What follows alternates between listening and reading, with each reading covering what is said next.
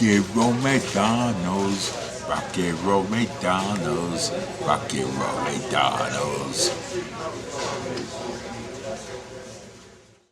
Alright, I know this is a far different subject compared to quite possibly everything else I've discussed so far on here. This is perhaps the most different video out of the bunch, and I don't really know how people will respond to this. However, I've been obsessed with this topic for quite a while, a few weeks at this point. If you didn't know who this person is already, his name is Wesley Lawrence Willis, a rock and roll musician who was made famous for making music and art throughout the early to late 90s. I would just stop there with my explanation about this man, but there's a lot more to him than that. You see, not so long ago, this relatively small YouTuber, Mike the Snare, released his second video on music that is considered so bad it's good, and in that video, he discussed Wesley Willis. After watching that video, I started going further into his discography, discovering more about him that made me even more interested in him. I was just so fascinated with his story and how he became this semi-known 90s artist that only a handful of people discuss to this very day. And that's what all lead me to making this video. In today's very special video, we will be diving into the mind of Wesley and the world he's created with his music. From rock and roll McDonald's to becoming the rock and roll daddy, this is Wesley Willis, A Dark Artistic Mind.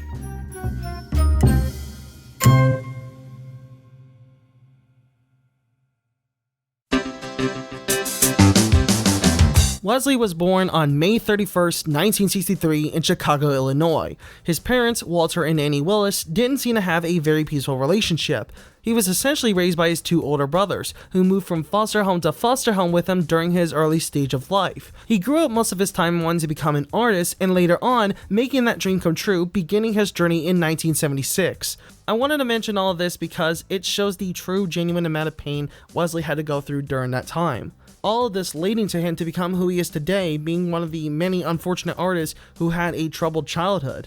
Not much happened after that, but during the mid to late 1980s, Wesley began hearing voices, as in voices that no one else can hear, but Wesley can.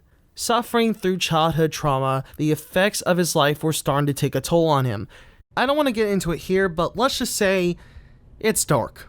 Like, extremely dark. And finally, in 1989, he was officially diagnosed with paranoid schizophrenia. This whole story will come into play later on in his career. I honestly feel pretty bad for Wesley, considering that his very torturous livelihood took a major toll on his mental health. And like I said, all of this leading him to making the music that we know from him today. Speaking of which,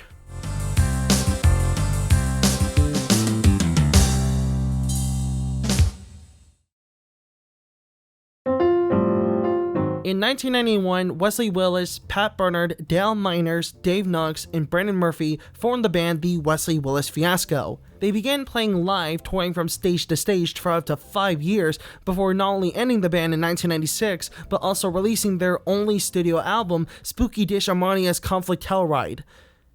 What a name. During the Fiasco band's lifetime, Wesley began making his own solo music. If you look at his discography, it states that he's made at least up to 50 or so albums, with 47 of them listed on his Wikipedia page as his partial discography. Wesley himself also used to tour, even playing songs that he's made that have never been released on an album before.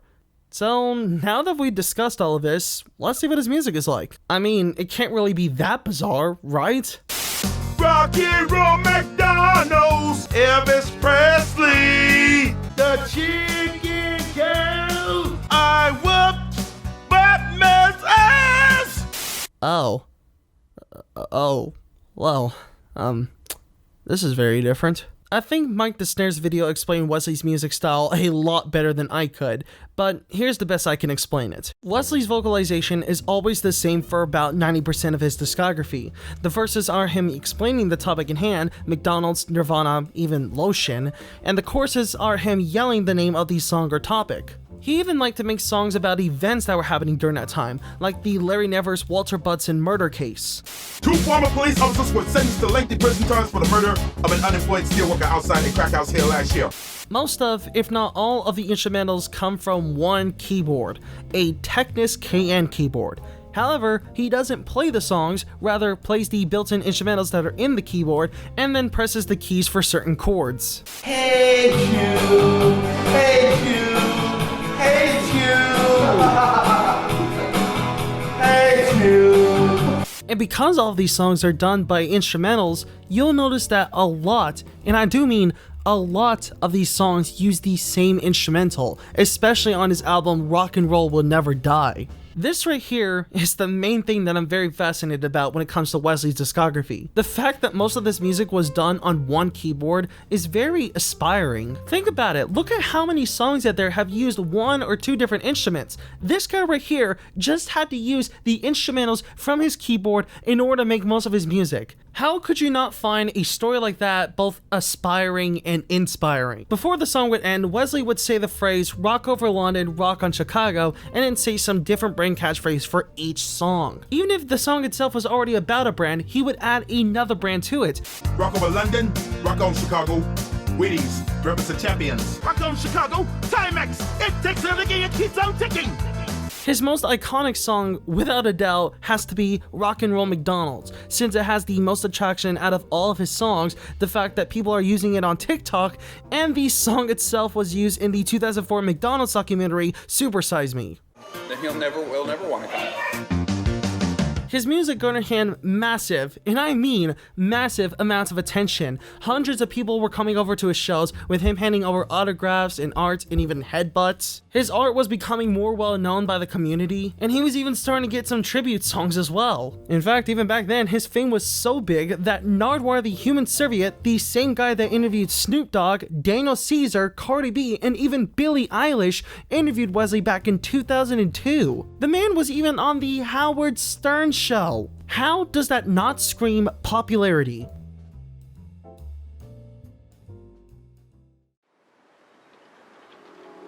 Alright, so while there is a lot of positive stuff going around related to Wesley, there is a dark side. There always will be a dark side, and that relates to his schizophrenia. One major phrase Wesley used to always say that he's now being quoted for is "schizophrenia demons live in my head." And in his own song, Wesley Willis, yeah, he made a song after himself, he says, well, I can't really say it on here. Here's the phrase if you want to read it. It's too much to read here. It's incredibly sad to see a man think of something like that. I'm assuming that most of this fame came from the fact that the dude had a very serious mental illness that should have been taken seriously, but wasn't taken as seriously from some of his fans. I'll put that in quotes there.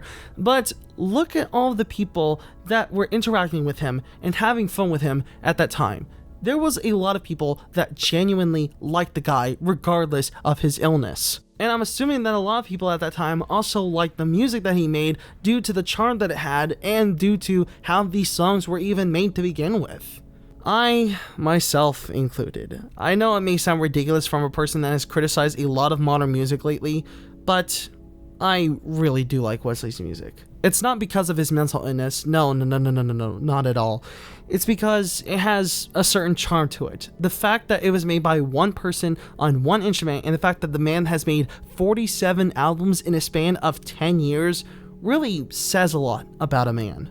Wesley is just one of those people that you cannot hate at all. He's just a very likable person from beginning to end. He's one of the most respectful people that you'll ever find in the music industry. And if you ever watch any of his interviews, you'll see that he does this music because it's like therapy to him. And also does it to make people happy. Music helped me solve the problem. Music helped me change my life. And playing rock music is the way to go.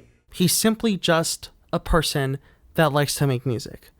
And that's all that really counts. Sometime in the early 2000s, Wesley was diagnosed with chronic myelogenous leukemia.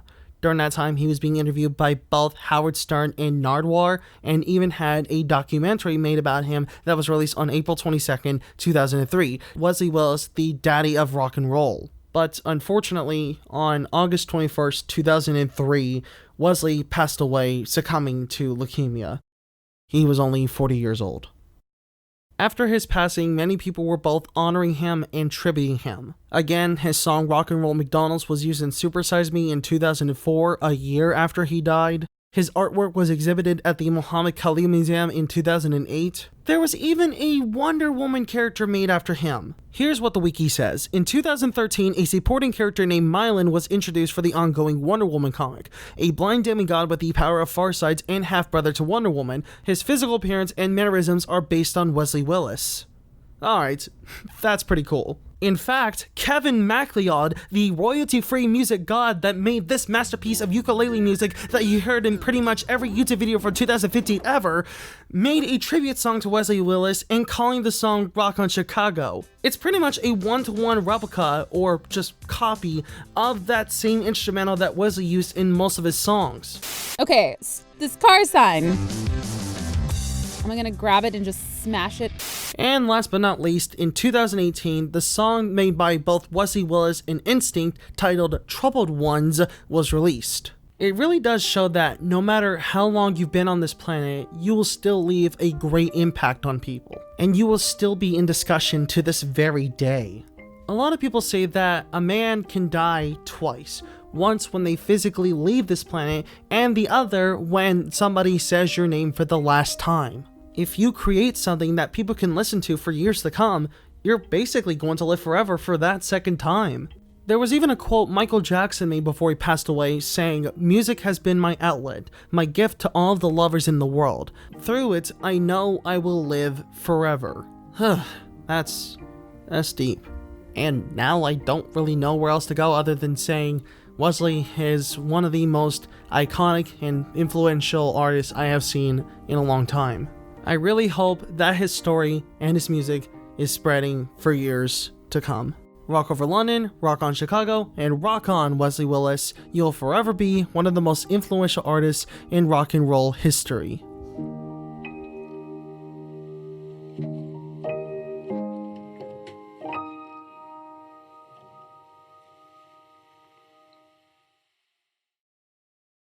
Hey everybody, thank you all so much for watching this video. I'm really happy with how it turned out. I've been wanting to make this video for so long, and I'm so happy that I got to make it. If some of you are new to this video and you want to see more videos related to this, then be sure to hit the subscribe button and the notification bell for that. If some of you want to support me, you can also head over to my Ko-fi page, which will be in the description below. I might start a Patreon, but right now, I've been way too busy for that. And if some of you have any other suggestions on what or who I should talk about next, and if some of you have any fan art that you want to submit to me, you can submit them all over to my Twitter or Discord page, which are both in the description below. So with that all said, thank you all so much for watching, and I'll see you in the next video. Bye. Rock and roll McDonald's, rock and roll McDonald's.